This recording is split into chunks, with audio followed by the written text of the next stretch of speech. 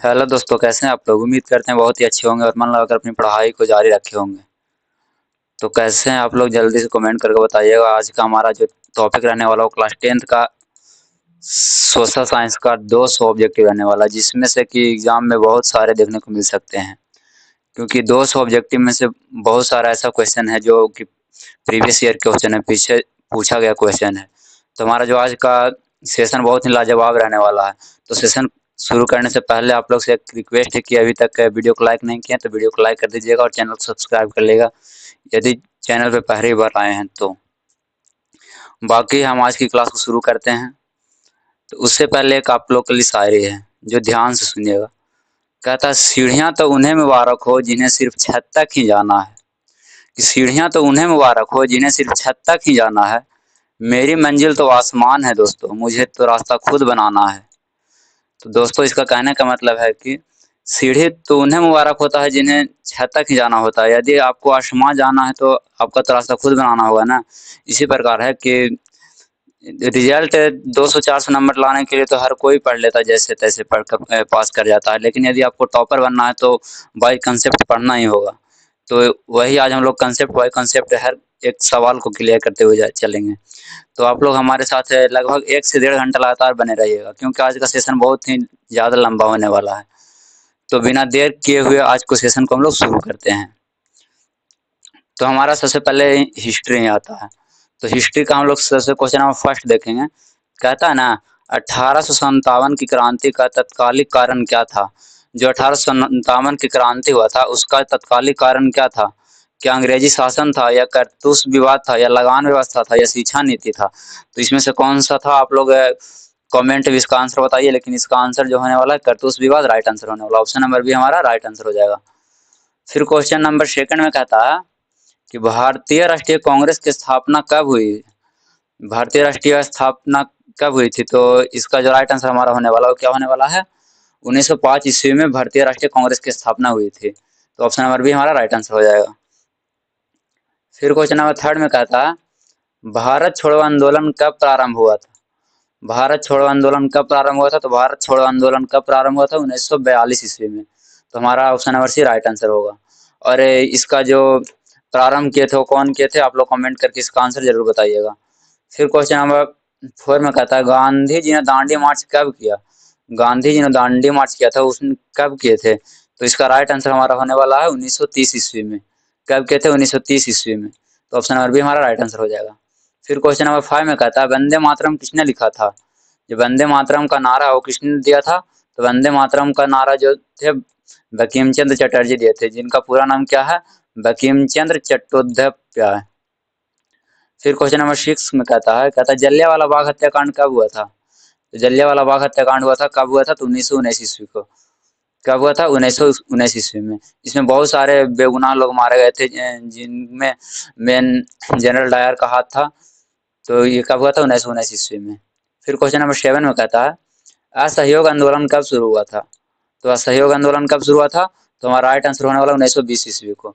Option number सी हमारा right answer हो जाएगा। असहयोग आंदोलन कब हुआ था? ऑप्शन नंबर सी 1920 ईस्वी को। ये सब हम लोग डायरेक्ट टिक करते हुए चलेंगे, क्योंकि हिस्ट्री में कोई कंसेप्ट नहीं होता, आपका रटना ही पड़ेगा। इसलिए हम लोग डायरेक्ट आंसर को लगाते हुए सिर्फ चल रहे हैं। फिर क्वेश्चन नंबर 8 में कहता है, स्वराज मेरा जन्मसिद्ध अधिकार है, यह नारा किसने दिया था? यह कथन किसने कहा था? तो स्वराज मेरा जन्मसिद्ध अधिकार है, यह कथन किसने कहा था? तो हमारा जो राइट आंसर होगा वो कौन बोले थे? बाल गंगाधर तिलक साहब ने बोले थे, लोकमान्य तिलक। इनका पूरा नाम क्या है? बाल गंगाधर तिलक। फिर अब आता है ज्योग्राफी। क्वेश्चन नंबर 9 में कहता है, भारत का सबसे बड़ा राज्य क्षेत्र के अनुसार कौन सा है? जो हमारे भारत का सबसे बड़ा राज्य है वो कौन सा राज्य है क्षेत्रफल के अनुसार से? तो क्षेत्रफल के अनुसार से हम जानते हैं कि भारत का सबसे बड़ा राज्य कौन सा है? तो राजस्थान। ऑप्शन नंबर सी हमारा राइट आंसर हो जाएगा। फिर क्वेश्चन नंबर 10 में कहता है, भारत में मानसून किस महासागर से आता है? जो भारत में मानसून का प्रवेश होता है वो किस महासागर से आता है? तो हिंद महासागर से आता है। ऑप्शन नंबर सी हमारा राइट आंसर हो जाएगा। फिर क्वेश्चन नंबर 11 में कहता है, गंगा नदी का उद्गम स्थल क्या है? जो गंगा नदी है उसका उद्गम स्थल कहाँ है? तो इसका राइट आंसर हमारा क्या हो जाएगा? इसका राइट आंसर हमारा हो जाएगा गंगोत्री ग्लेशियर से हमारा गंगा नदी निकलती है। गंगा नदी कहाँ से निकलती है? गंगोत्री ग्लेशियर से निकलती है। फिर क्वेश्चन नंबर 12 में कहता है कि काली मिट्टी किस फसल के लिए उपयुक्त है? जो काली मिट्टी होता है ना, वह किस फसल के लिए उपयुक्त होता है? तो काली मिट्टी किसके लिए होता है? कपास के लिए। कैसे काली कैसे कपास, ऐसे याद रखिए। ऑप्शन नंबर सी हमारा राइट आंसर हो जाएगा। फिर क्वेश्चन नंबर 13 में कहता भारत का सबसे लंबा नदी तंत्र कौन सा है? तो भारत का सबसे लंबा नदी तंत्र कौन सा है? तो गंगा। गंगा हमारा right answer option number B हो जाएगा। फिर क्वेश्चन नंबर 14 में कहता भारत में सर्वाधिक वर्षा वाला स्थान कौन सा है? तो हम लोग जानते हैं कि भारत में सबसे अधिक वर्षा कहाँ होता है?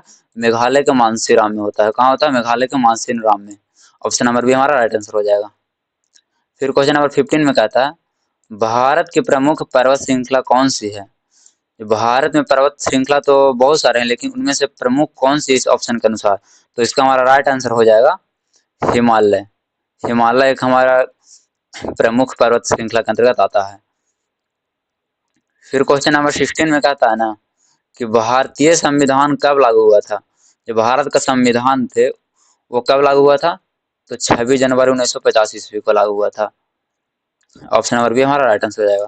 लेकिन याद रखिएगा 26 जनवरी 1950 के पहले भी कुछ संविधान लागू हो चुके थे, लेकिन इसमें हमारा right answer option number B होगा कि 26 जनवरी 1950 ईस्वी को। फिर क्वेश्चन नंबर 17 में कहता भारत का सर्वोच्च कानून क्या है? जो भारत में सर्वोच्च कानून है वो क्या है? तो भारत में सर्वोच्च कानून क्या है? हमारा संविधान है, क्योंकि संविधान से बड़ा भारत में किसी को नहीं मान्य प्राप्त है। संविधान के आगे सबका वैल्यू कम जाता है। तो हमारा जो राइट आंसर होने वाला है ऑप्शन नंबर सी संविधान होने वाला है।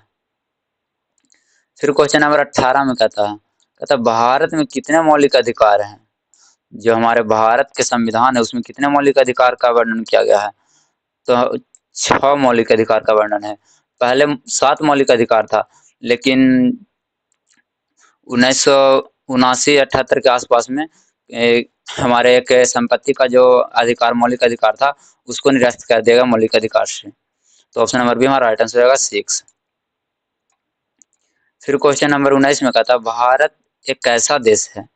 क्या राजतंत्र देश है? तो नहीं, राजतंत्र देश तो हमारा नहीं है। तानाशाही देश है? तो तानाशाही देश भी नहीं है।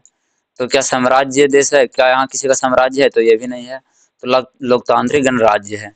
भारत क्या है? लोकतांत्रिक गणराज्य है। यहाँ के सभी लोग लोकतंत्र है। सभी लोग एक दूसरे से स्वतंत्र हैं, अपनी इच्छा से जीने की यहाँ सबको आज़ादी है। तो भारत कैसा देश हो जाएगा? लोकतांत्रिक गणराज्य देश। फिर क्वेश्चन नंबर 20 में कहता है ना राष्ट्रपति का चुनाव कौन करता है? जो राष्ट्रपति का चुनाव होते हैं उनका चुनाव कौन करता है? मुखिया का और पंचायत समिति वगैरह का, विधायक वगैरह तो चुनाव होता है, तो उसमें हम लोग अपना मत देकर हम लोग अपना नेता को चुनते हैं। तो क्या कभी हम लोग राष्ट्रपति को वोट किए हैं? तो नहीं, राष्ट्रपति को हम लोग वोट नहीं करते हैं। तो राष्ट्रपति को वोट करता कौन है भाई? काहे कि उनको भी तो किसी न किसी को चुनना ही होता है। ये तो नहीं है कि अपने मन से कोई भी चुनाव में राष्ट्रपति बन जाएंगे। तो हमारा right answer option number C होगा। निर्वाचन मंडल हमारा इसका चुनाव करता है। किसका करता है? राष्ट्रपति का। तो ऑप्शन नंबर सी हमारा राइट आंसर हो जाएगा। फिर क्वेश्चन नंबर 21 में कहता है कि लोकसभा का कार्यकाल कितना होता है? लोकसभा का जो कार्यकाल होता है वो कितना वर्ष का होता है?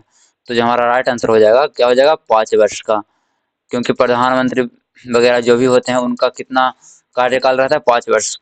क्योंकि हम लोग को ऐसा देखने के लिए मिलता है कि जब 5 वर्ष हो जाता है तो उनका फिर से इलेक्शन कराया जाता है कि अगले उम्मीदवार को मौका दिया जाए। तो हमारा इसका right answer option number B हो जाएगा 5 वर्ष। फिर क्वेश्चन नंबर 22 में कहता है राज्य का संवैधानिक प्रमुख कौन होता है?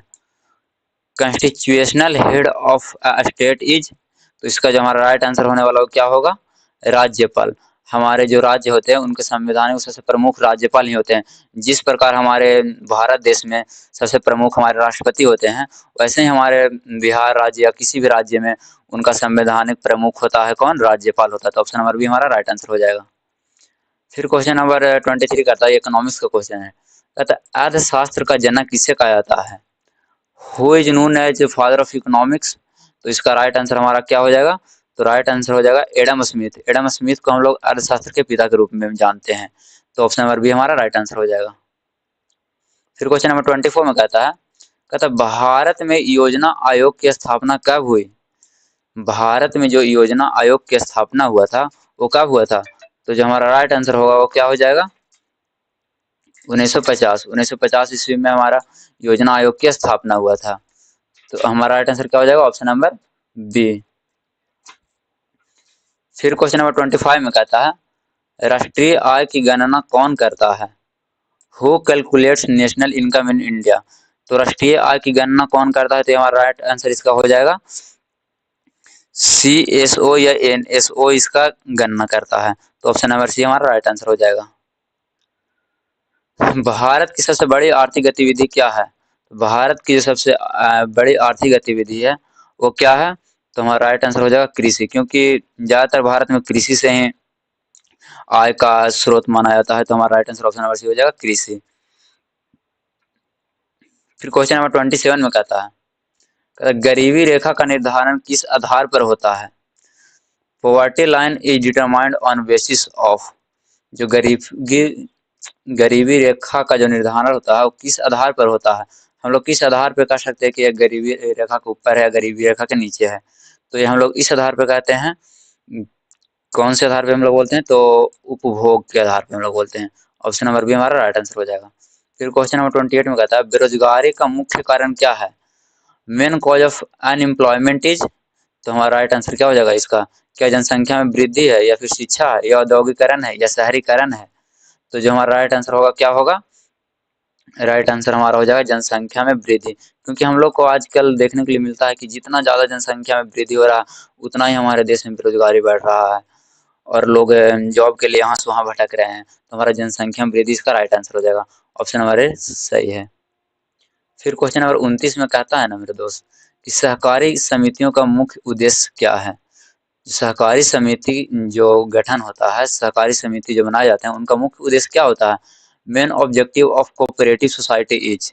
तो इनका जो मुख्य उद्देश्य होता है वो क्या होता है? तो इनका मुख्य उद्देश्य होता है सेवा भावना, सेवा की भावना रखना। ऑप्शन नंबर बी हमारा राइट आंसर हो जाएगा। फिर क्वेश्चन नंबर 30 में कहता है भारत में मुद्रा जारी करने का अधिकार किसे है? तो भारत में मुद्रा जारी करने का जो अधिकार है वो आरबीआई के पास है। सिंपल सी जवाब हम लोग को पहले से ये पता है कि किसके पास है, आरबीआई के पास है। फिर क्वेश्चन नंबर 31 में कहता है फ्रांसीसी क्रांति कब हुई थी? When did the French revolution take place? तो इसका जो राइट आंसर हमारा होने वाला है कब हुआ था? 1789 ईस्वी को हुआ था फ्रांसीसी क्रांति। ऑप्शन नंबर सी हमारा राइट आंसर हो जाएगा। बंगाल का विभाजन कब हुआ था? तो बंगाल का विभाजन कब हुआ था? बंगाल विभाजन हुआ था 1905 ईस्वी में। ऑप्शन नंबर बी हमारा राइट आंसर हो जाएगा। आप लोग बताइए कि जब बिहार से झारखंड अलग हुआ था तो कब हुआ था?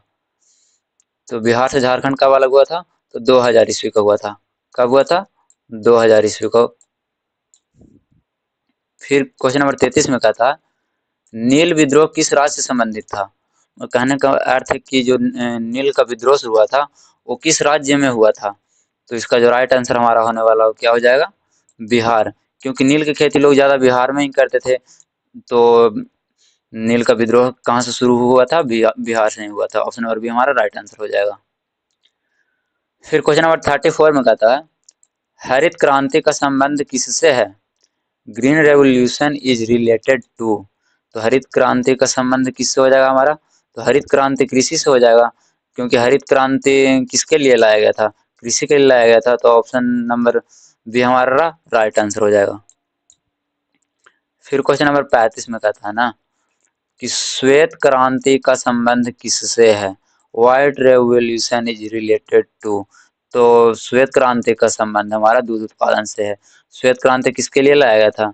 दूध उत्पादन के लिए लाया गया था। तो ऑप्शन नंबर बी हमारा राइट आंसर हो जाएगा। फिर हम आगे की ओर बढ़ते हैं। कहता भारत की राजधानी क्या है? तो ये कैसा बेवकूफ वाला यहाँ सवाल दे दिया कि भारत की राजधानी कहाँ है? तो ये तो किन्हें नहीं पता होगा। सबको पता है कि भारत की राजधानी कहाँ है? नई दिल्ली है। न्यू दिल्ली भारत की राजधानी है। ऑप्शन नंबर डी हमारा राइट आंसर हो जाएगा।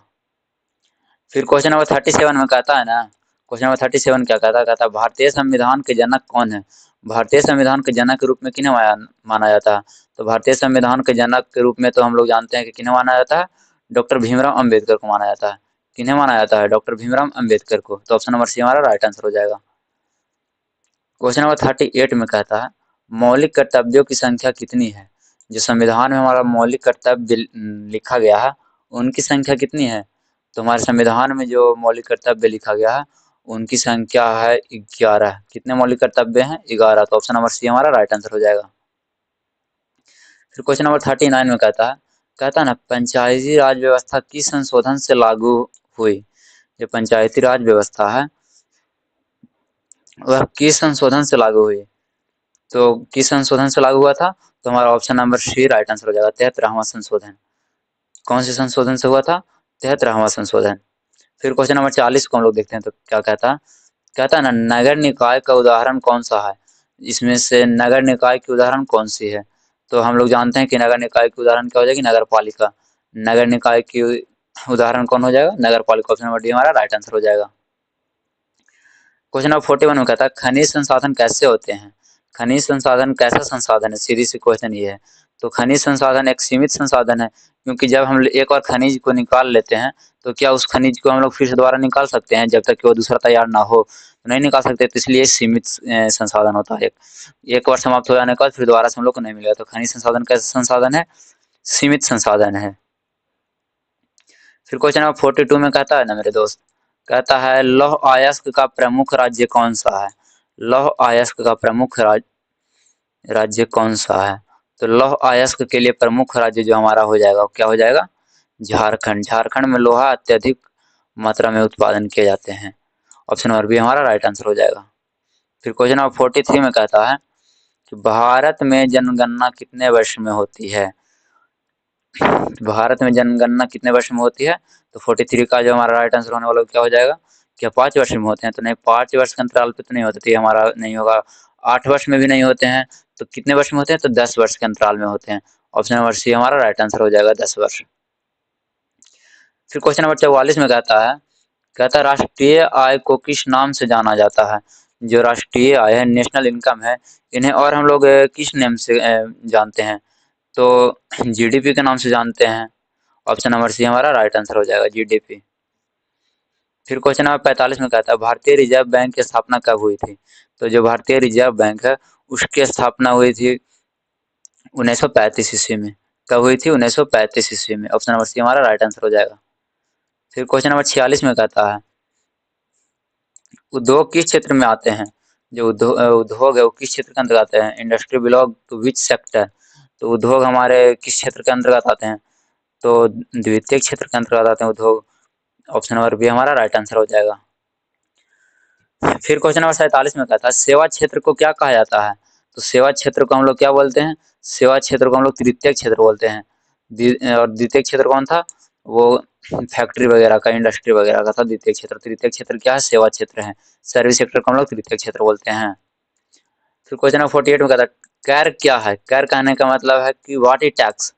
तो टैक्स किसे कहते हैं? तो टैक्स कहने का मतलब हो गया ना कि जो भी हमारा सरकारी आय होता है उन्हें हम लोग टैक्स टैक्स के रूप में भी जानते हैं। तो ऑप्शन नंबर सी हमारा राइट आंसर हो जाएगा।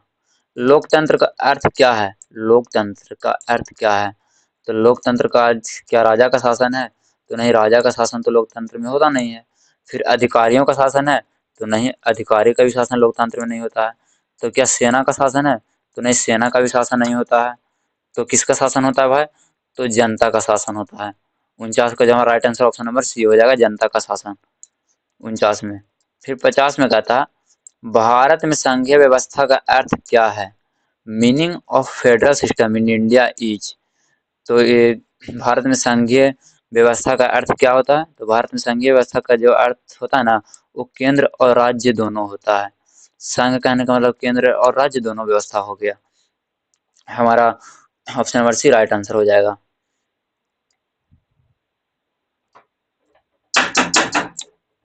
फिर आगे हम लोग देखते हैं क्वेश्चन नंबर 51 में सिंधु घाटी सभ्यता का प्रमुख नगर कौन सा था?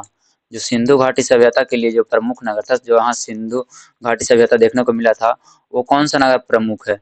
तो इसका जो हमारा राइट आंसर हो जाएगा क्या हो जाएगा? हड़प्पा। हड़प्पा में हम लोग को सिंधु घाटी सभ्यता देखने को मिला था। तो ऑप्शन नंबर बी हमारा राइट आंसर हो जाएगा। फिर क्वेश्चन नंबर 52 में कहता आर्य समाज की स्थापना किसने की थी? तो आर्य समाज का जो स्थापना किए थे वो कौन के थे? स्वामी दयानंद सरस्वती के थे। कौन के थे? Swami Dayanand Saraswati. Option number B हमारा राइट आंसर हो जाएगा। फिर क्वेश्चन नंबर 53 में कहता है ना, भारत में पहली रेल कब चली थी? जो भारत में सबसे पहला बार ट्रेन का चालन हुआ था, वो कब हुआ था? तो इसका जो राइट आंसर हमारा होने वाला 1853 ईस्वी में। और कहाँ से कहाँ तक चली थी, आप लोग कमेंट में आंसर इसका बताइएगा। इसका आंसर क्या हो जाएगा? ऑप्शन नंबर बी 1853 ईस्वी में हुआ था। फिर क्वेश्चन नंबर 54 में कहता है कि ब्राह्म समाज की स्थापना किसने की थी? हु फाउंडेड ब्राह्म समाज? तो ब्राह्म समाज की स्थापना जो किए थे, वो कौन किए थे? तो राजा राम मोहन राय किए थे। कौन किए थे? राजा राम मोहन राय किए थे। ऑप्शन नंबर सी हमारा राइट आंसर हो जाएगा। फिर आगे की ओर बढ़ते हैं। क्वेश्चन नंबर 55 में कहता है, भारत में स्थायी बंदोबस्त किसने लागू किया? भारत में अस्थायी बंदोबस्त किसने लागू किया था?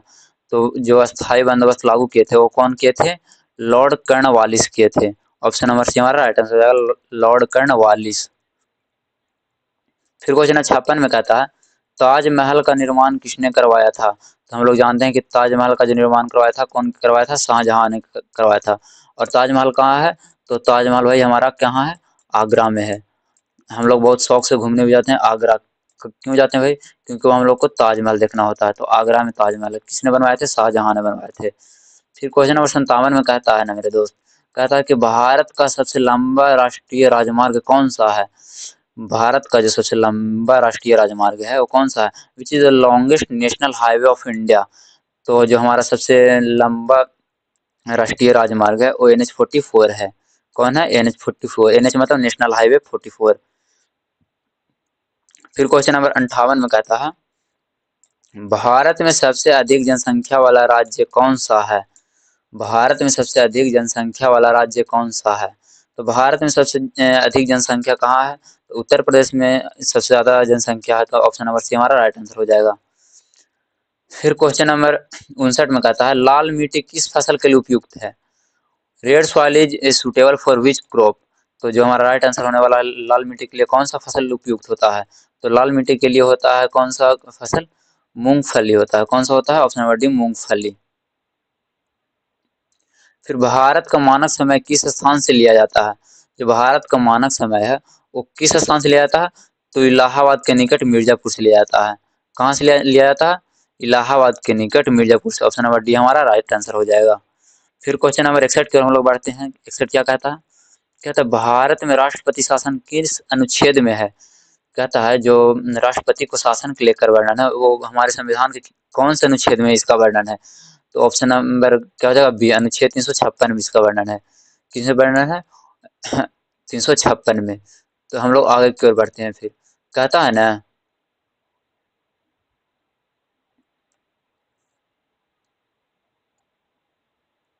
मौलिक अधिकार किस भाग में है?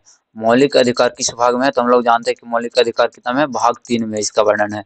मौलिक अधिकार का वर्णन कितना है? भाग 3 में है। फिर क्वेश्चन नंबर 63 में कहता है, भारत के पहले राष्ट्रपति कौन थे? तो आप लोग को पता होगा कि भारत के पहले राष्ट्रपति कौन थे? तो क्या जवाहरलाल नेहरू थे? तो नहीं। जवाहरलाल नेहरू तो हमारे फर्स्ट PM हुए थे ना। लेकिन राष्ट्रपति जो हमारे थे, वो कौन थे? तो राष्ट्रपति हमारे जो थे वो डॉक्टर राजेंद्र प्रसाद थे। तो 63 का हमारा क्या हो जाएगा? बी हो जाएगा। लोकसभा का अध्यक्ष कौन होता है? लोकसभा का अध्यक्ष कौन होता है? Who is the speaker of Lok Sabha? तो जो लोकसभा के अध्यक्ष होते हैं, वो कौन होते हैं?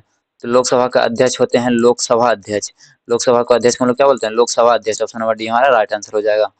फिर क्वेश्चन नंबर 65 की ओर चलते हैं। कहता है, भारत में चुनाव आयोग कितने सदस्यता का होता है? जो भारत में चुनाव आयोग होते हैं, वो कितने सदस्यता के होते हैं? तो कितने सदस्य का होते हैं? 3 सदस्यता के होते हैं। ऑप्शन नंबर सी हमारा राइट आंसर हो जाएगा। फिर क्वेश्चन नंबर 66 में कहता है ना, भारत की सबसे बड़ी झील कौन सी है? तो जो भारत की सबसे बड़ी झील है, वो कौन सी है? तो भारत की सबसे बड़ी झील, जो हमारा राइट आंसर हो जाएगा, वो क्या हो जाएगा? बुलर झील। बुलर झील मीठे पानी के लिए। चिल्का झील इसका राइट आंसर हो जाएगा। Option number is right answer हो जाएगा, चिल्का झील। फिर क्वेश्चन नंबर 67 में कहता है, भारत में हरित क्रांति के जनक कौन थे? तो भारत में जो हरित क्रांति के जनक थे, वो कौन थे? तो हमारा राइट आंसर हो जाएगा MS स्वामीनाथन। MS स्वामीनाथन को हरित क्रांति के जनक के रूप में माना जाता है। ऑप्शन नंबर बी हमारा राइट आंसर हो जाएगा। फिर क्वेश्चन नंबर 68 में कहता है, देखो, उपभोक्ता संरक्षण अधिनियम कब लागू हुआ है? When was consumer protection act implemented? तो क्वेश्चन नंबर 68 का जो हमारा राइट आंसर होने वाला क्या हो जाएगा? ऑप्शन नंबर बी हमारा राइट आंसर है 1986। उपभोक्ता संरक्षण अधिनियम कब लागू हुआ था? 1986 ईस्वी में। भारत में पंचवर्षीय योजना योजना किस वर्ष शुरू हुई थी? तो सबसे पहला बार भारत में पंचवर्षीय योजना का शुरुआत हुआ था, वो कब हुआ था? तो हमारा राइट आंसर हो जाएगा 1951 ईस्वी में हुआ था। कब हुआ था? 1951 ईस्वी में। ऑप्शन नंबर सी हमारा राइट आंसर हो जाएगा। फिर क्वेश्चन नंबर 70 की ओर चलते हैं। क्वेश्चन नंबर 70 में क्या कहता है? कहता है ना, भारत की सबसे बड़ी नदी घाटी कौन सी है? तो जो भारत की सबसे बड़ी नदी घाटी है वो कौन सी है? तो भारत की सबसे बड़ी नदी घाटी हो जाएगा, भारत की सबसे बड़ी नदी तो हो जाएगा गंगा है। तो ऑप्शन नंबर सी हमारा राइट आंसर हो जाएगा। भारत की सबसे बड़ी नदी घाटी तो गंगा। फिर कहता है ना, गरीबी का मुख्य मापदंड क्या है? गरीबी का मुख्य मापदंड क्या है जिससे हम लोग गरीबी को माप करते हैं कि ये गरीबी रेखा में है या नहीं है? तो इसका जो हमारा राइट आंसर होने वाला क्या हो जाएगा? क्या हम लोग शिक्षा से माप सकते हैं कि कितना गरीब है? नहीं, इसका शिक्षा से कोई वास्ता नहीं है। स्वास्थ्य से भी नहीं कह सकते कि कौन गरीब है कौन अमीर है। हाँ, आय और उपभोग से हम लोग कह सकते हैं कि कौन गरीब है कौन अमीर है। जिसका ज्यादा आय होता है वो हम लोग अमीर उसको मानते हैं, और जिसका कम आय होता है वो गरीब श्रेणी के अंतर्गत आता है। तो ऑप्शन नंबर सी हमारा राइट आंसर हो जाएगा। ऑप्शन नंबर सी क्या हो गया? राइट आंसर हो गया। फिर क्वेश्चन नंबर 72 में क्या कहता है? भारत में नोटबंदी कब हुई थी? भारत में नोटबंदी कब हुआ था? तो भारत में नोटबंदी हुआ था 2016 में। जब नरेंद्र मोदी की सरकार आई उसके 2 वर्ष बाद सब काला धन बैंक से निकल कर नोटबंदी हो गया। तो ऑप्शन नंबर सी हमारा राइट आंसर हो जाएगा। फिर कहता है क्वेश्चन नंबर 73 में, भारत में सबसे अधिक चाय उत्पादन किस राज्य में होता है? भारत में सबसे अधिक चाय उत्पादन किस राज्य में होता है? तो जो हमारा राइट आंसर होने वाला क्या हो जाएगा? असम में। असम चाय के लिए जाना ही जाता है, तो असम हमारा राइट आंसर हो जाएगा। ऑप्शन नंबर बी सही है। भारत में सबसे बड़ा डेल्टा कौन सा है? भारत में सबसे बड़ा डेल्टा कौन सा है या किस नदी पे है? ऐसा क्वेश्चन रहना चाहिए था। तो इसका जो राइट आंसर हो जाएगा वो क्या हो जाएगा? सबसे बड़ा डेल्टा जो है गंगा ब्रह्मपुत्र नदी पे है। कौन सी नदी पे? गंगा ब्रह्मपुत्र नदी पे। Option number C right answer हो जाएगा। फिर क्वेश्चन नंबर 75 में देखते हैं। कहता योजना आयोग को किसने बदला था? जो योजना आयोग था उसको किसने बदला? तो योजना आयोग को बदलने वाले कौन थे? हाँ, नीति आयोग। योजना आयोग की जगह पे क्या आ गया था? नीति आयोग आ गया था। तो option number C right answer हो जाएगा। आप लोग बताइएगा कि नीति आयोग का गठन कब हुआ था? फिर क्वेश्चन नंबर 76 में कहता है ना मेरे दोस्त कि भारत का राष्ट्रीय पशु कौन सा है? तो भारत का जो राष्ट्रीय पशु हो जाएगा क्या हो जाएगा? बाघ। बाघ भारत का राष्ट्रीय पशु है। तो option number C right answer हो गया। फिर क्वेश्चन नंबर 77 कहता है, भारत में भूमि सुधार का उद्देश्य क्या है? क्या कर को बढ़ाना है या समानता लाना है या फिर उद्योग को बढ़ाना है या निर्यात बढ़ाना है? तो जो हमारा राइट आंसर हो जाएगा वो क्या हो जाएगा? समानता लाना। भूमि सुधार कहने का मतलब है कि भूमि किसी के पास नहीं है तो उन्हें भूमि दिया जाना चाहिए। यही सब सुधार का उद्देश्य था। तो उसमें मुख्य उद्देश्य जो क्या था वो क्या था? समानता लाना, सब में इक्वलिटी लाना। Option number B right answer हो जाएगा। फिर क्वेश्चन नंबर 78 को देखते हैं क्या कहता है। सहकारी आंदोलन का संबंध किस क्षेत्र से है? Cooperative movement is related to. तो ऑप्शन नंबर इसका कितना सही हो जाएगा? क्वेश्चन नंबर 78 का ऑप्शन नंबर कौन होगा सही? तो सहकारी आंदोलन किससे संबंधित था? तो भाई हमारा कृषि से संबंधित था। किससे संबंधित था? कृषि से संबंधित था। वीडियो अच्छा लग रहा हो तो लाइक करते चलिएगा साथ में, और चैनल को सब्सक्राइब नहीं किए होंगे तो चैनल को सब्सक्राइब भी कर लीजिएगा। आगे हम लोग फिर बढ़ते हैं। फिर क्वेश्चन नंबर 79 में कहता है ना कि संविधान सभा के अध्यक्ष कौन थे? जो संविधान सभा का गठन हुआ था उसका अध्यक्ष किन्हें बनाया गया था? तो किन्हें बनाया गया था? तो हम लोग जानते हैं कि संविधान सभा का अध्यक्ष किनको बनाया गया था? राजेंद्र प्रसाद को बनाया गया था। और एक बात, हाँ, संविधान सभा का अध्यक्ष सच्चिदानंद सिन्हा को भी बनाया गया था, लेकिन उन्हें उसको क्या बोलते हैं, परमानेंट नहीं बनाया गया था, कुछ समय के लिए बनाया गया था सबसे पहला बार सच्चिदानंद सिन्हा को। उसके बाद जो हमारा अध्यक्ष मेन रूप से बने थे कौन बने थे? राजेंद्र प्रसाद बने थे। Option number C right answer हो जाएगा। राजेंद्र प्रसाद कहाँ के रहने वाले थे? तो राजेंद्र प्रसाद बिहार के ही रहने वाले थे। फिर क्वेश्चन नंबर 80 में कहता भारतीय संसद में कितने सदन होते हैं? जो भारतीय सांसद है उनमें कितने सदन होते हैं? तो हम जानते हैं कि भारतीय संसद में 2 सदन होते हैं। Option number B right answer हो जाएगा। फिर क्वेश्चन नंबर 81 को हम लोग देखते हैं, कहता है ना, भारत में सबसे अधिक जनसंख्या घनत्व वाला राज्य कौन सा है? तो भारत में सबसे अधिक जनसंख्या घनत्व वाला राज्य हमारा बिहार ही है। बिहार के लोग इतना ज़्यादा जनसंख्या वृद्धि पे ध्यान दे रहे हैं कि जनसंख्या घनत्व में सबसे अधिक यहाँ का नंबर आ गया, सबसे पहला नंबर पे बिहार ही आता है। जनसंख्या घनत्व में बिहार आगे क्यों है, इसका पीछे का रीजन है कि बिहार में जगह जमीन कम है और यहाँ जनसंख्या दिन प्रतिदिन बढ़ते जाता है, जिसके कारण बिहार में जो जनसंख्या है वो दिन प्रतिदिन बढ़ते जा रहा है और जमीन कांस्टेंट वही है, तो हमारा जनसंख्या घनत्व बढ़ेगा ही। तो option number A right answer हो जाएगा। अच्छा, यही पूछता है अगर आपसे कि भारत में सबसे अधिक जनसंख्या घनत्व वाला केंद्र शासित प्रदेश कौन सा है, तो हो जाता है दिल्ली।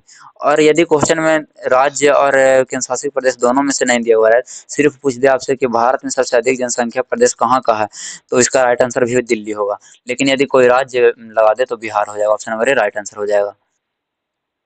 फिर क्वेश्चन नंबर 82 की ओर हम लोग बढ़ते हैं, कहता है भारत का सबसे बड़ा बंदरगाह कौन सा है? तो भारत का जो सबसे बड़ा बंदरगाह है वो कौन सा है, तो मुंबई बंदरगाह सबसे बड़ा बंदरगाह है, ऑप्शन नंबर ए राइट हो जाएगा। फिर क्वेश्चन नंबर 83 को देखते हैं, क्या कहता है भारत का राष्ट्रीय वृक्ष कौन सा है? तो जो भारत का राष्ट्रीय वृक्ष है वो कौन सा है, तो बरगद भारतीय राष्ट्रीय वृक्ष है, option number B right answer हो जाएगा। कहता है भारतीय अर्थव्यवस्था कैसी है? जो भारत का अर्थव्यवस्था है वो किस प्रकार का है, तो हमारा जो राइट आंसर हो जाएगा क्या हो जाएगा, पूंजीवादी होगा? नहीं, पूंजीवादी नहीं होगा, समाजवादी भी नहीं होगा, तो हमारा राइट आंसर होगा तो होगा क्या, तो मिश्रित है। पूंजीवादी और समाजवादी और साम्यवादी सब है, मिश्रित है इसमें, option number C right answer हो जाएगा। फिर क्वेश्चन नंबर 85 में कहता है भारत में सबसे अधिक लौह अयस्क किस राज्य में है? भारत में सबसे अधिक लौह अयस्क किस राज्य में है? तो सबसे अधिक लौह अयस्क की बात करें तो कहाँ हमें देखने को मिलता है, उड़ीसा में मिलता है। उड़ीसा भारत के कहाँ पड़ता है, दक्षिण में पड़ता है, तो option number B right answer हो जाएगा। फिर क्वेश्चन नंबर 86 में कहता है ना मेरे दोस्त, कहता है भारतीय संविधान में कितनी अनुसूचियां हैं? कहता है भारतीय संविधान में अनुसूची की संख्या कितनी है?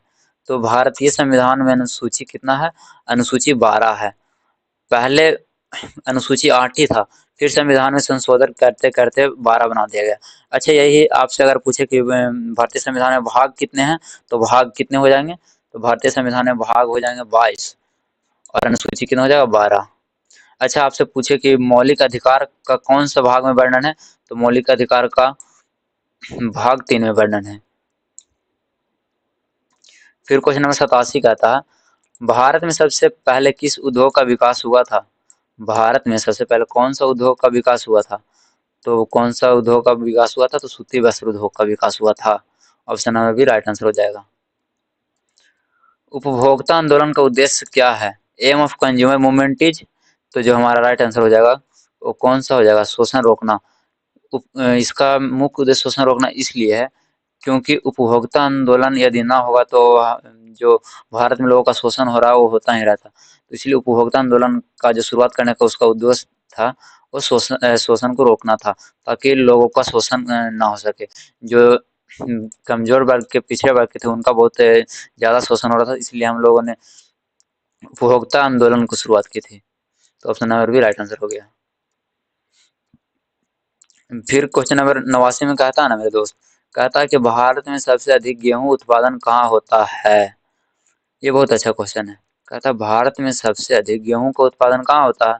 तो हम लोग जानते हैं कि भारत में सबसे अधिक गेहूं का उत्पादन जो होता है वो कहाँ होता है, तो वही हमारे यूपी में। कहाँ होता है, उत्तर प्रदेश, ऑप्शन नंबर भी राइट आंसर हो जाएगा, जो कि जनसंख्या सबसे अधिक है भारत में राज्य के मामले में, तो option number D right answer हो जाएगा। उत्तर प्रदेश का कैपिटल कहाँ है, तो लखनऊ है। बिहार का पटना, पंजाब का चंडीगढ़, हरियाणा का भी चंडीगढ़। फिर क्वेश्चन 90 में कहता है ना भारतीय लोकतंत्र की विशेषता क्या है? जो भारतीय लोकतंत्र है तो इसकी विशेषता क्या है? हम लोग तो बोलते हैं ना कि भारत एक लोकतंत्र देश है, तो लोकतंत्र रहने की इसकी विशेषता क्या है? तो इसका विशेषता यही है कि सार्वभौमिक वयस्क मताधिकार इसका विशेषता है।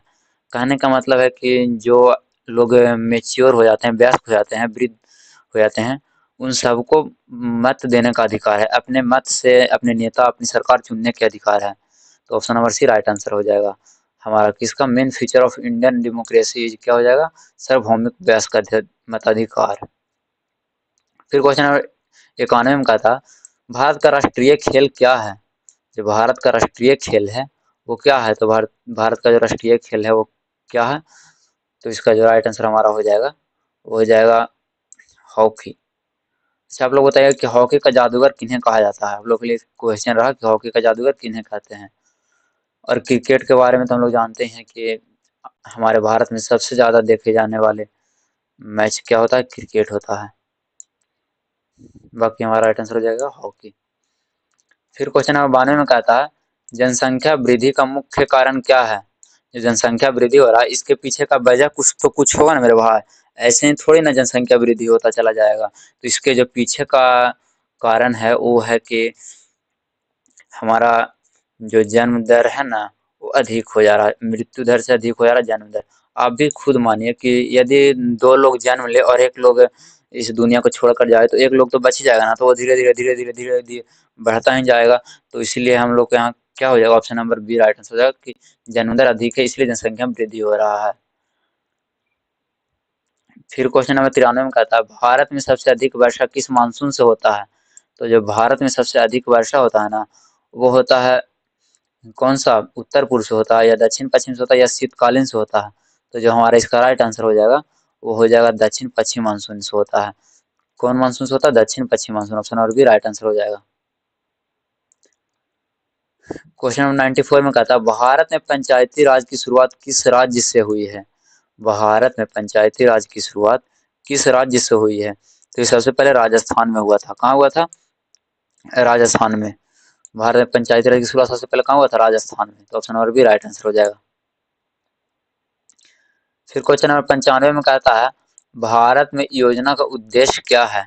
जो भारत में योजना बनाए जा रहे हैं या बनाए जाते हैं उनका जो उद्देश्य होता है वो क्या होता है, तो उनका उद्देश्य होता है आर्थिक विकास, कि भारत को किस तरह से आर्थिक विकास की ओर ले जाया जाए।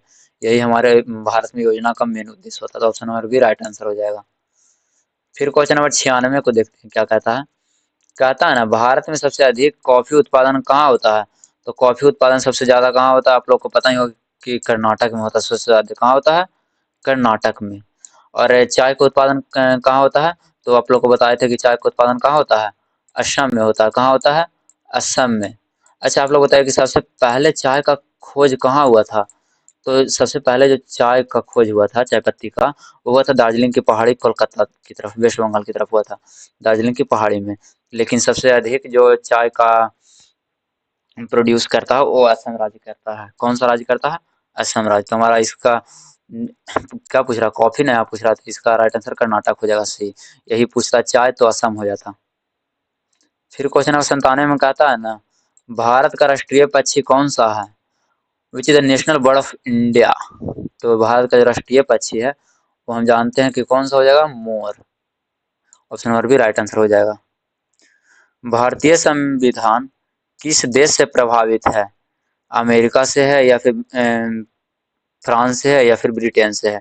तो हम लोग जानते हैं कि तीनों से कुछ ना कुछ, मतलब हर एक देश से, तीनों देश से कुछ ना कुछ लिया ही गया है। तो ऑप्शन नंबर डी हमारा राइट आंसर हो जाएगा, उपयुक्त सभी से लिया गया है, सभी से संबंधित है। तो हमारा राइट आंसर हो जाएगा ऑप्शन नंबर डी। फिर हम क्वेश्चन नंबर 99 की ओर चलते हैं। भारत में सबसे अधिक सूती वस्त्र उद्योग कहाँ है। भारत में सबसे अधिक सूती वस्त्र का उद्योग कौन सा राज्य में होता है। तो सबसे ज्यादा मुंबई में होता है सूती वस्त्र का उद्योग, क्योंकि रोहित शर्मा को देखते हो क्या दिन प्रतिदिन सूती टी शर्ट ही पहनते रहता है। तो ऑप्शन नंबर बी हो जाएगा राइट आंसर, मुंबई। फिर हम लोग क्वेश्चन नंबर 100 देखेंगे। हम लोग आज 100 क्वेश्चन कर लिए, इतना जल्दी सोच नहीं सकते आप लोग। क्वेश्चन नंबर 100 में कहता है भारत में सबसे अधिक जनसंख्या वाला शहर कौन सा है। भारत में सबसे अधिक जनसंख्या वाले शहर तो आप लोग को पता ही होगा कौन सा है, मुंबई। मुंबई में जनसंख्या बहुत अधिक है। यही पूछता अगर कि भारत सबसे अधिक जन घनत्व वाला शहर कौन सा है, तो जन घनत्व अगर कहता तो इसका हो जाता दिल्ली। लेकिन पूछा क्या है, जनसंख्या पूछा है। अगर घनत्व पूछता तो क्या हो जाता, घनत्व पूछता तो हो जाता हमारा दिल्ली। लेकिन यहाँ पूछा क्या, मुंबई। तो ऑप्शन नंबर सी हमारा राइट आंसर हो जाएगा। फिर क्वेश्चन नंबर 101 को हम लोग देखते क्या कहता। कहता भारतीय संविधान की प्रस्तावना में कितने शब्द है, हम भारत के लोग से शुरुआत होते हैं। तो भारतीय संविधान में जो हम भारत के लोग से शुरू होते हैं वो कितने शब्द होते हैं? तो हमारा जो इसका राइट आंसर हो जाएगा, हम भारत के लोग से शुरू होते हैं, we the people of India, option number C. Question number 102 में कहता है मौलिक अधिकार किस देश से लिए गए हैं? मौलिक अधिकार किस देश से लिए गए हैं? तो जो हमारा मौलिक अधिकार है वो कहाँ से लिया गया है? तो अमेरिका से लिया गया। मौलिक अधिकार का चर्चा अमेरिका में देखने को मिलता है। Option number C right answer हो जाएगा। अच्छा, ब्रिटेन से क्या लिया गया? ब्रिटेन से लिया गया कि जो हमारा राष्ट्रपति होंगे ना, वो मतदान के जरिए जीते हुए लोग को ही राष्ट्रपति बनाया जाएगा, या फिर जो भी मतदान के अंतर्गत जीतते हैं उन्हें विजेता घोषित किया जाएगा, उन्हीं को सत्ता पकड़ाया जाएगा। ये ब्रिटेन से लिया गया है। फिर क्वेश्चन नंबर 103 में कहता है नीति निर्देशक तत्व किस देश से लिए गए हैं? जो नीति निर्देशक तत्व अनुच्छेद है वो किन से लिया गया है? तो आयरलैंड से लिए गए हैं। कहाँ से लिए गए हैं? Option number B right answer हो जाएगा, आयरलैंड। फिर क्वेश्चन नंबर 104 में कहता है ना मेरे दोस्त कि भारत में आपातकाल कितने प्रकार का होता है? तो भारत में आपातकाल आई थिंक 3 प्रकार का होता है। तो जो हमारा राइट आंसर होने वाला है क्या हो जाएगा? 3। How many types of emergency are there in India? 3 प्रकार के होते हैं। अच्छा, 3 प्रकार के कौन-कौन होते हैं? आप लोग इसका कमेंट करके बताइएगा ज़रूर कि 3 प्रकार के कौन-कौन होते हैं। तब तक हम आगे बढ़ते हैं।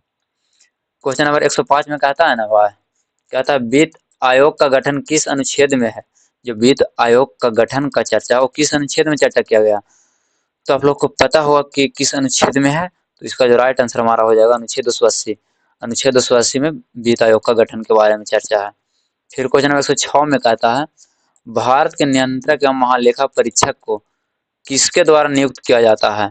तो जो भारत के नियंत्रक और महालेखा परीक्षक होते हैं उनको जो नियुक्त किया जाता है वो किनके द्वारा किया जाता है? तो राष्ट्रपति के द्वारा किया जाता है।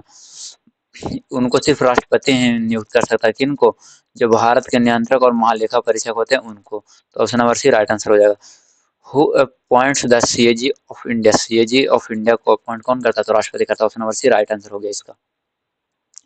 क्वेश्चन नंबर 17 को देखते हैं। कहता है भारतीय संसद का चयन उच्च सदन कौन सा है?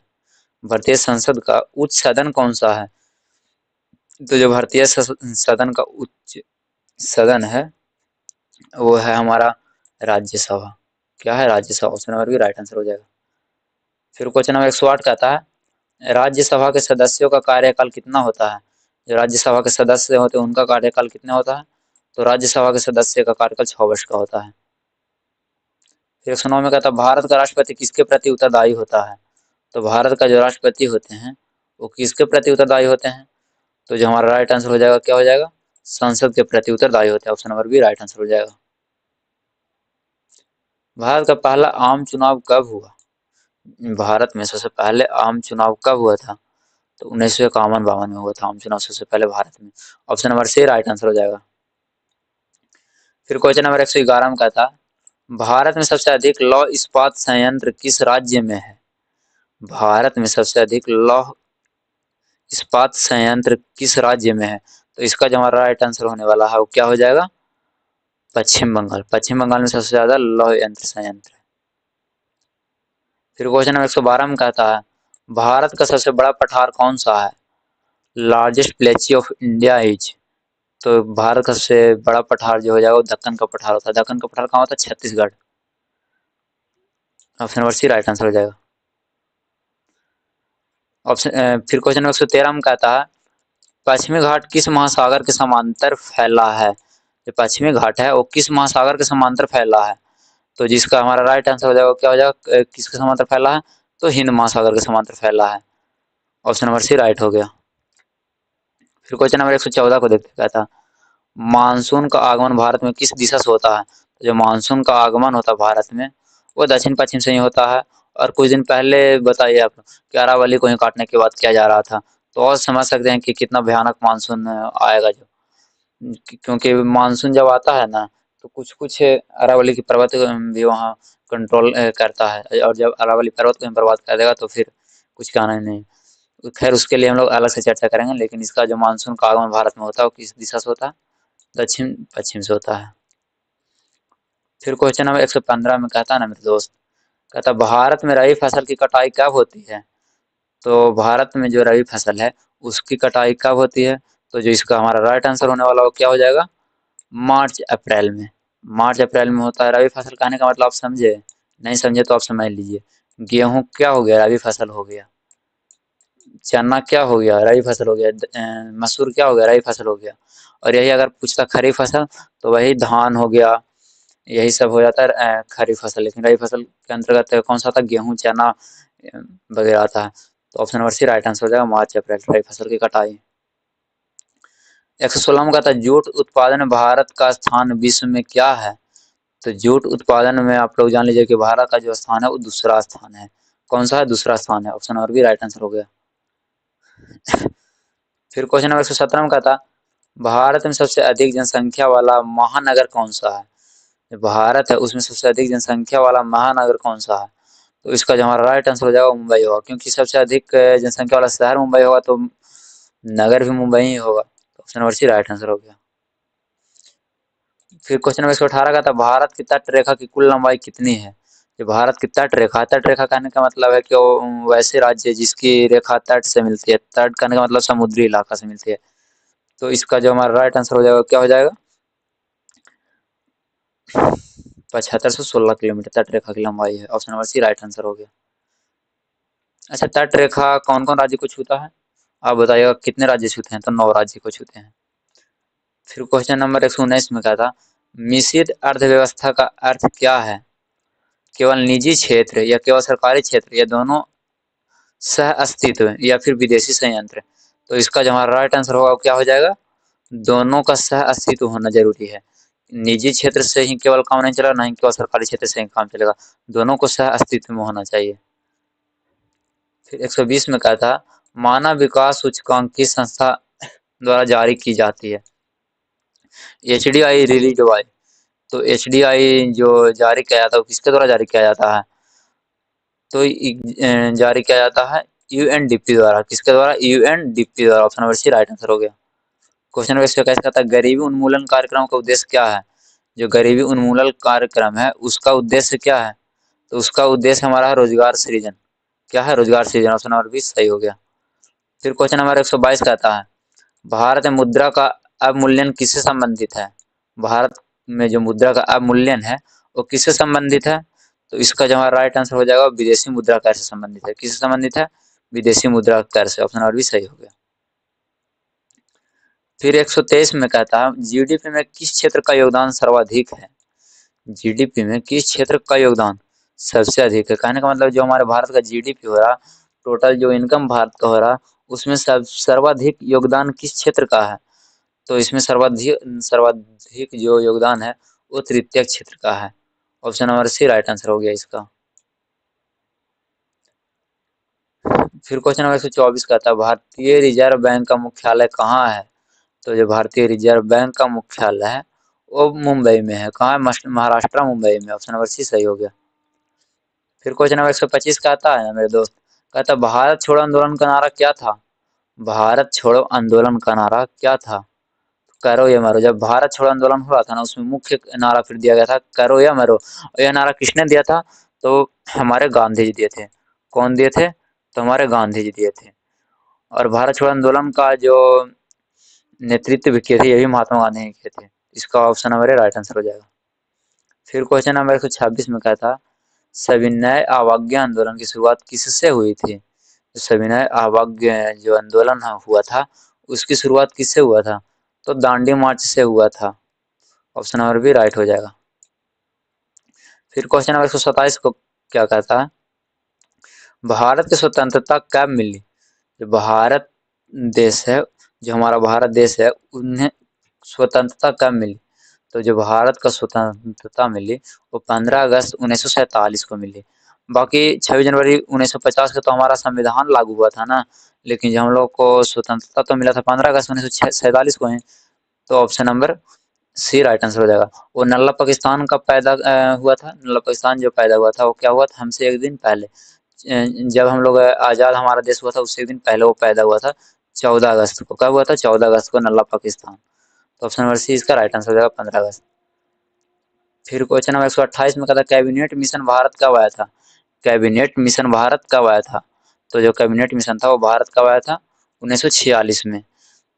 पता है कैबिनेट मिशन जब भारत आया था तो उन्हें विरोध भी किया गया था, याद रखिए आप लोग। इसका राइट आंसर क्या हो जाएगा? 1946। फिर 129 क्वेश्चन नंबर कहता है गांधी जी की हत्या कब हुई थी? तो जो हमारे महात्मा गांधी थे उनकी हत्या जो हुई थी वो कब हुआ था? तो इसका जो राइट आंसर हमारा हो जाएगा वो क्या हो जाएगा इसका राइट आंसर? तो ऑप्शन नंबर बी 1948। और हत्या कौन किए थे? तो नाथूराम गोडसे ने गोली मारकर हत्या कर दी थी महात्मा गांधी को। फिर 130 में कहा था भारत के पहले गवर्नर जनरल कौन थे? भारत का पहले गवर्नर जनरल कौन थे? तो आप लोग इसका आंसर कमेंट करके बताइएगा कि भारत का जो गवर्नर जनरल थे वो कौन थे। तो 130 का जो हमारा राइट आंसर होने वाला वो क्या हो जाएगा? Lord Mountbatten. कौन थे? Lord Mountbatten.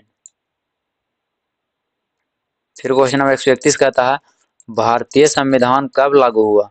जो भारत का संविधान था वो कब लागू हुआ था? तो भारत का संविधान 26 जनवरी 1950 को लागू हुआ था। कब हुआ था? 26 जनवरी 1950 को। फिर क्वेश्चन नंबर 132 में कहता है भारतीय संविधान का निर्माण किसने किया? भारतीय संविधान का निर्माण किसने किया था? तो संविधान सभा ने किया था, सिंपल सी बात। कोई एक थोड़ी ना कर सकते हैं। तो option number C right answer हो जाएगा, संविधान सभा। फिर क्वेश्चन नंबर 133 में कहता है संविधान सभा के अध्यक्ष कौन थे? तो ये तो हम लोगों ने पहले भी क्वेश्चन को देख लिया है। कौन थे इसका अध्यक्ष? तो डॉक्टर राजेंद्र प्रसाद इसका संविधान सभा के अध्यक्ष थे। ऑप्शन नंबर भी राइट हो जाएगा। फिर क्वेश्चन नंबर 134 कहता है भारतीय संविधान के जनक किसे कहा था? जो भारतीय संविधान है उसका जनक डॉक्टर भीमराव अंबेडकर को कहा जाता है। Option number C right answer हो जाएगा। फिर क्वेश्चन नंबर 135 में कहता है भारत में संसदीय शासन प्रणाली किस देश से ली गई है? जो भारत में संसदीय शासन प्रणाली है वो किस देश से ली गई है? तो इसका जो हमारा राइट आंसर होने वाला क्या होने वाला है? इसका आंसर आप लोग कमेंट करके बताइए। फिर 136 में कहता है ना भारत का सर्वोच्च न्यायालय कहाँ स्थित है? भारत का सुप्रीम कोर्ट है वो कहाँ स्थित है?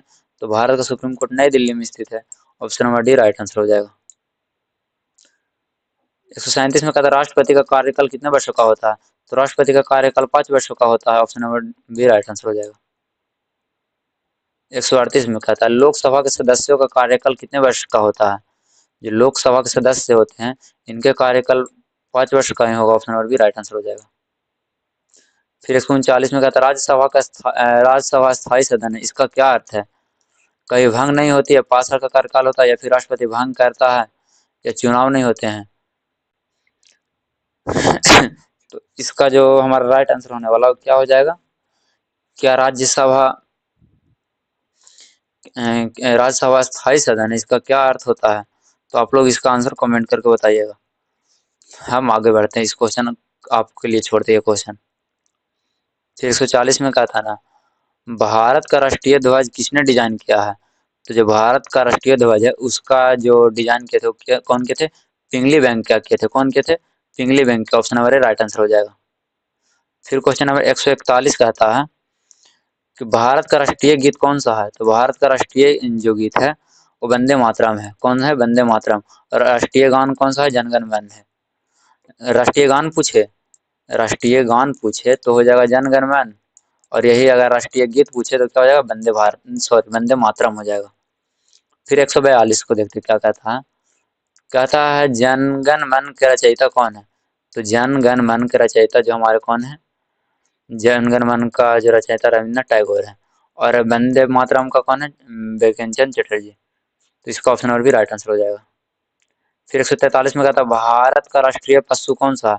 तो जो भारत का राष्ट्रीय पशु है कौन सा? बाघ। Option number C right answer हो जाएगा। 144 में कहता है भारत का राष्ट्रीय पक्षी कौन सा है? तो भारत का राष्ट्रीय पक्षी मोर हो जाएगा। ऑप्शन नंबर बी सही है। फिर 145 में कहता है भारत का राष्ट्रीय फूल कौन सा है? तो भारत का राष्ट्रीय फूल कौन सा है? गुलाब का, जो आप लोग किसी को देने के लिए यूज करते हैं वो है क्या? वो कैसे हो सकता है यार? तो हमारा जो राइट आंसर हो जाएगा कमल हो जाएगा। कमल का फूल भारत का राष्ट्रीय फूल के अंतर्गत आता है। Option number B right answer हो जाएगा। फिर 146 में कहता है भारत का राष्ट्रीय वृक्ष कौन सा है? तो भारत का राष्ट्रीय वृक्ष बरगद हो जाएगा। ऑप्शन नंबर बी राइट हो जाएगा। फिर 147 में कहता है भारत का राष्ट्रीय फल कौन सा है? जो भारत का राष्ट्रीय फल है वो कौन सा है? तो भारत का राष्ट्रीय फल आम हो जाएगा। फिर 148 में कहता है भारत का राष्ट्रीय खेल कौन सा माना जाता है? तो भारत का जो राष्ट्रीय खेल है वो किसे माना जाता है? हॉकी को माना जाता है। तो ऑप्शन नंबर बी सही हो जाएगा। फिर 149 में कहता है भारत में जनगणना कितने वर्ष में होती है?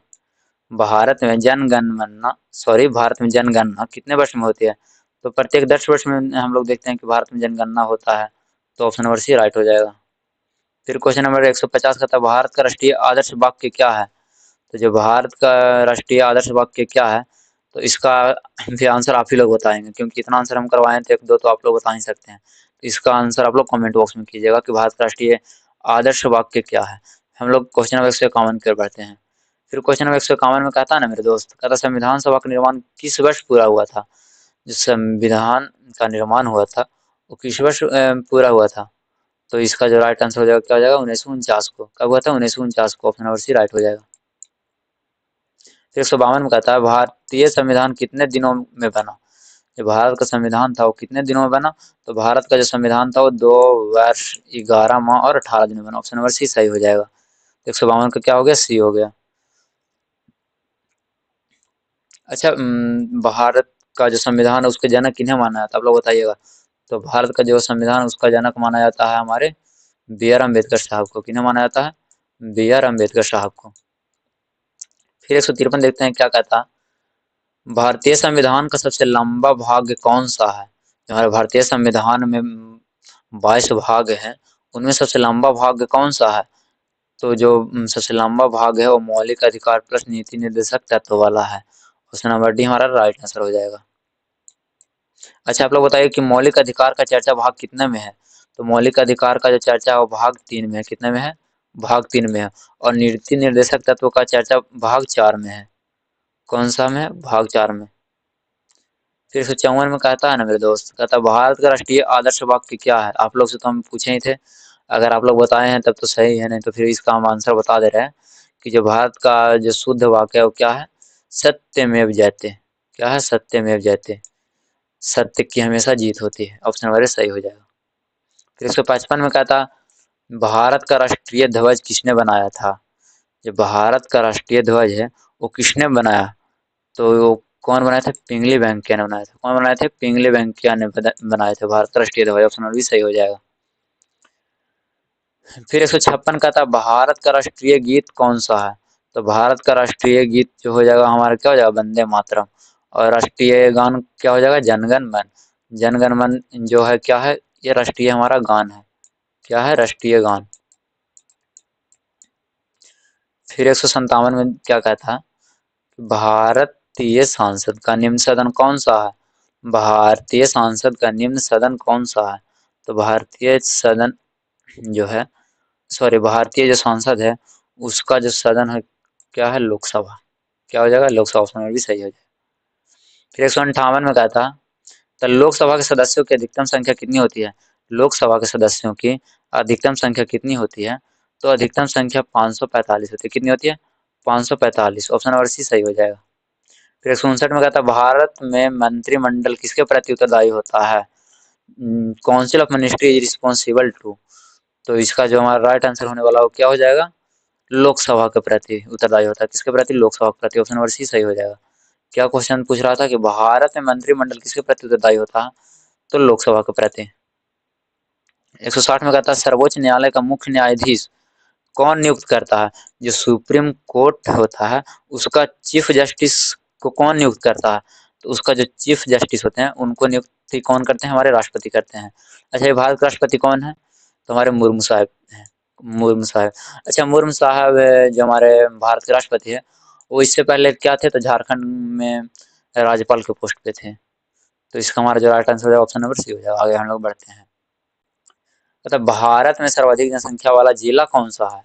ये लो, पूछ दिया कि भारत में सबसे अधिक जनसंख्या वाला जिला कौन सा है? तो इसका जो हमारा राइट आंसर होने वाला है वो क्या हो जाएगा? थाने। थाने जो कहाँ पड़ता है? मुंबई में पड़ता है ना। ऑप्शन नंबर भी सही हो जाएगा। क्वेश्चन नंबर 162 कहता है भारत का सबसे बड़ा मरुस्थल कौन सा है? क्वेश्चन नंबर 162 जो कहता है कि भारत का सबसे बड़ा मरुस्थल कौन सा? तो हम लोग जानते हैं कि भारत का सबसे बड़ा मरुस्थल थार मरुस्थल है। और विश्व का सबसे बड़ा पूछे तो सहारा डेजर्ट, सहारा मरुस्थल विश्व का, कहाँ का, विश्व का।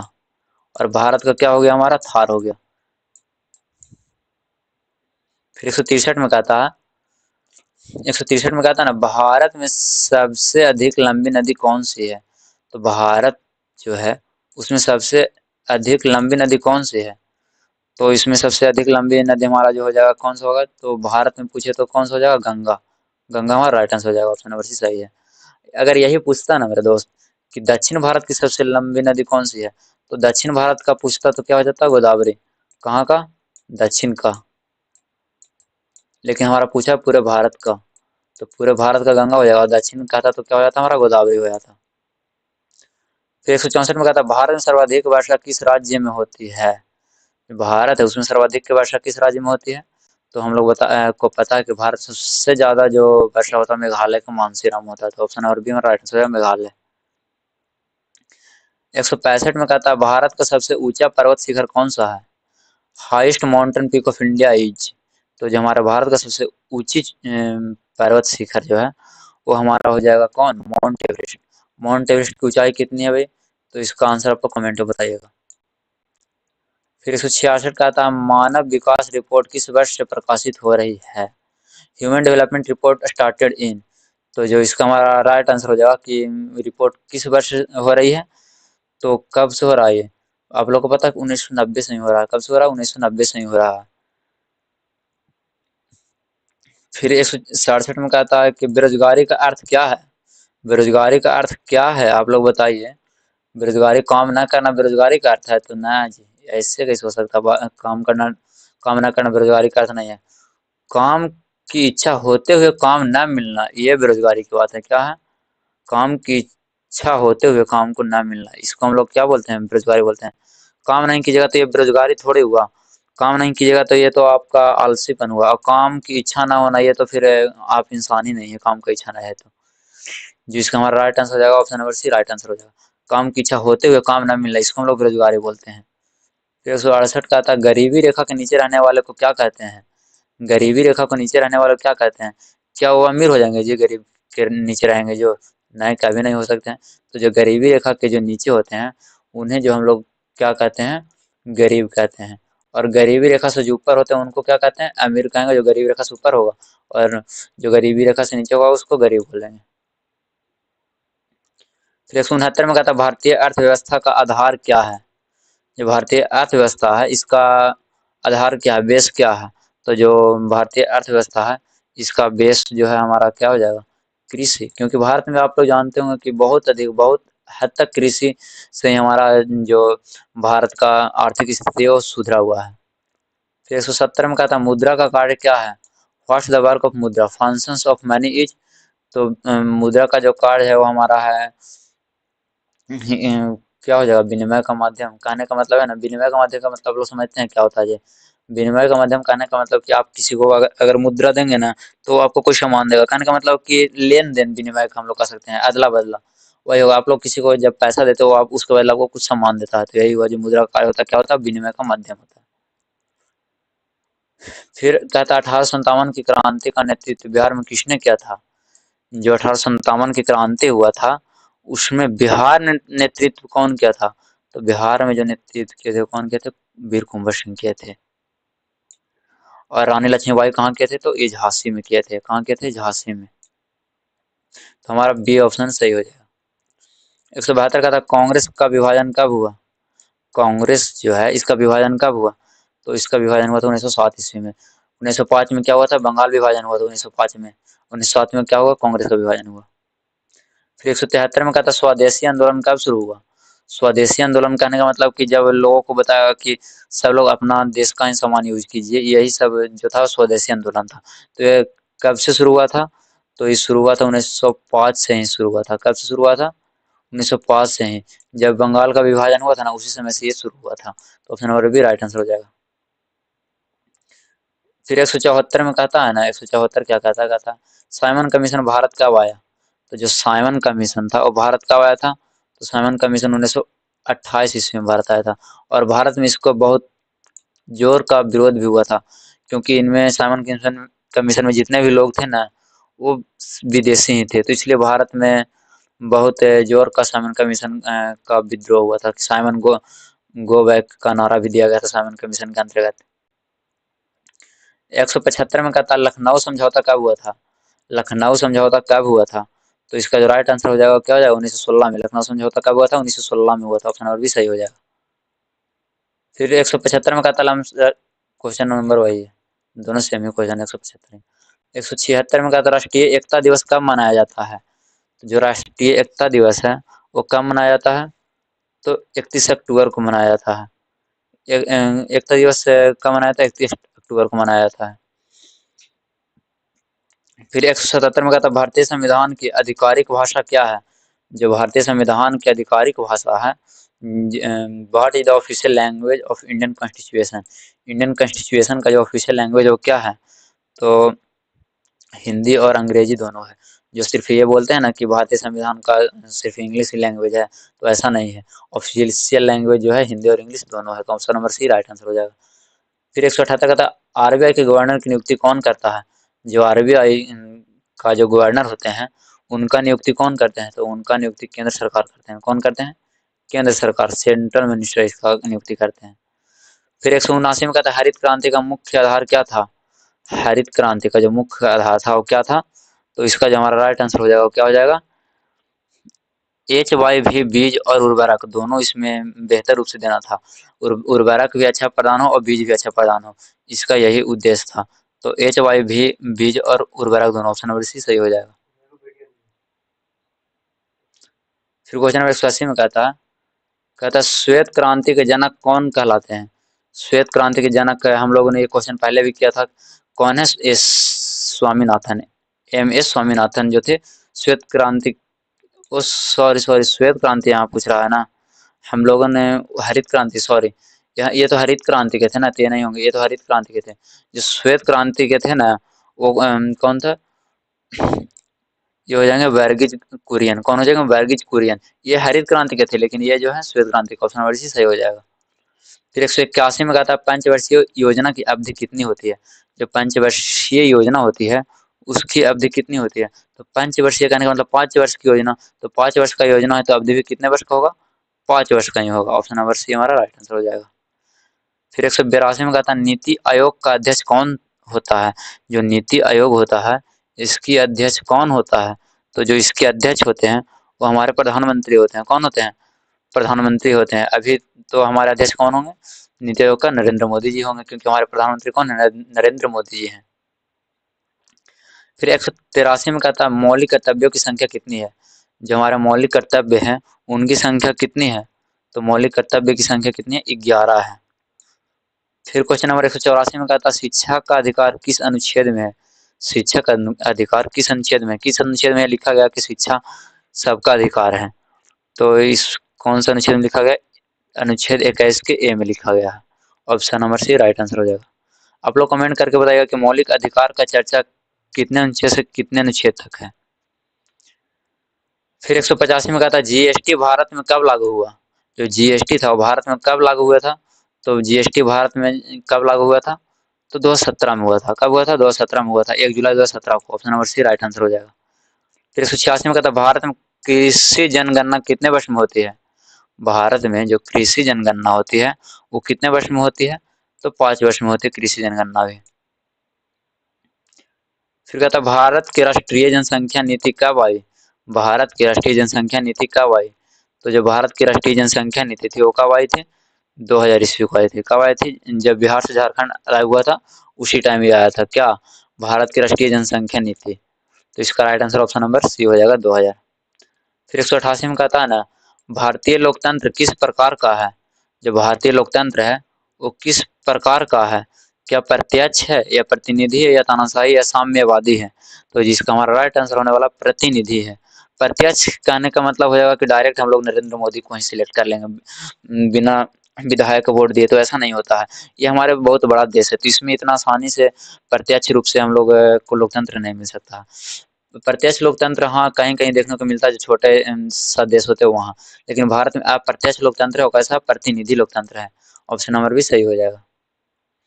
फिर 189 में कहता है औद्योगिकरण का मुख्य परिणाम क्या है? Main result of industrialization is, तो इसका जो हमारा राइट आंसर क्या हो जाएगा? रोजगार सृजन। रोजगार का सृजन ही मुख्य उद्देश्य है। फिर 190 में कहता है ना मेरे दोस्त, कहता सहकारी समिति का मुख्य सिद्धांत क्या है?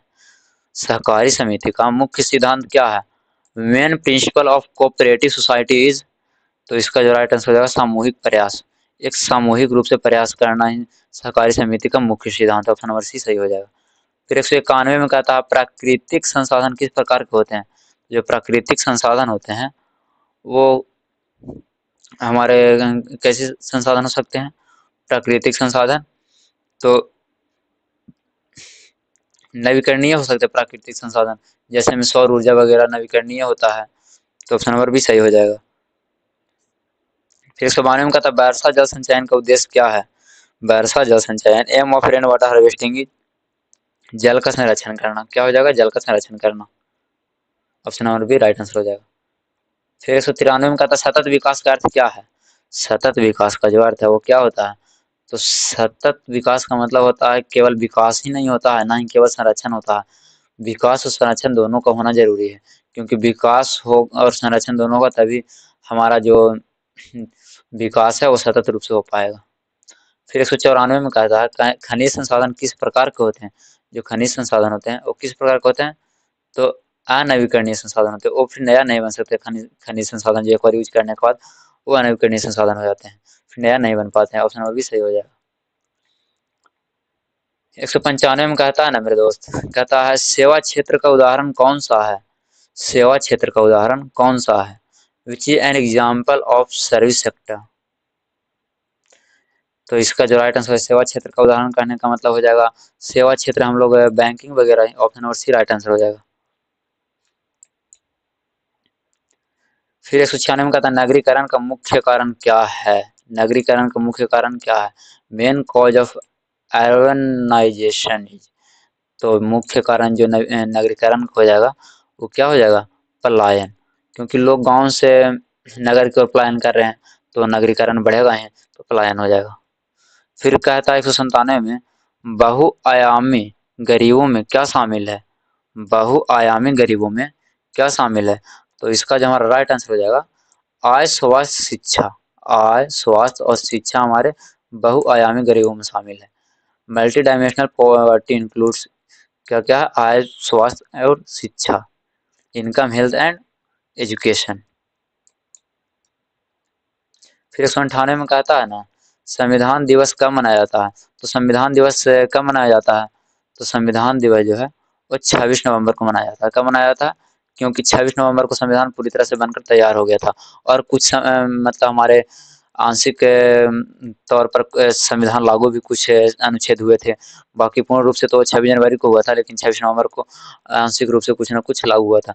अच्छा, आप लोग ये बता सकते हैं क्या कि जो 26 जनवरी को ही हम लोग गणतंत्रता दिवस क्यों मनाते हैं?